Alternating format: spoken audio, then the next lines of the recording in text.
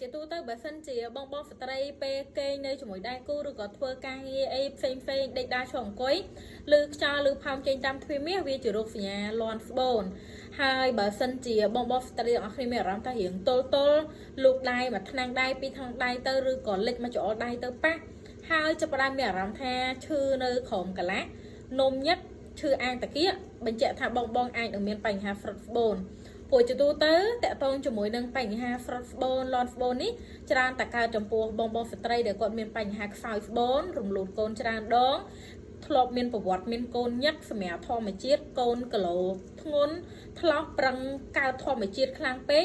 ហើយឧស្សាហ៍ធ្វើការងារធ្ងន់អង្គុយចောင်းហោងណាលើកអីវ៉ាន់អីហ្នឹងគឺសតែជាមូលហេតុធ្វើឲ្យគាត់ងាយនឹងមានបញ្ហាហ្វ្រុតស្បូនលាន់ស្បូនអញ្ចឹងបើសិនជាបងស្ត្រីទាំងអស់គ្នាចេះតែសង្កេតឃើញថាខ្លួនឯងឬដូចខ្យល់ដូចផោម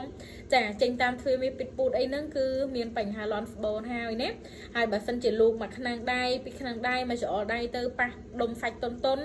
ចាហើយចេះតែចុកឆ្អល់ចេះតែមានអារម្មណ៍ថារៀងធ្ងន់ហ្វ្រុងមកខាងក្រោមគឺបងកំពុងតែមានបញ្ហាហ្វ្រុតស្បូនហើយបើយើងមានបញ្ហាទាំងអស់ហ្នឹង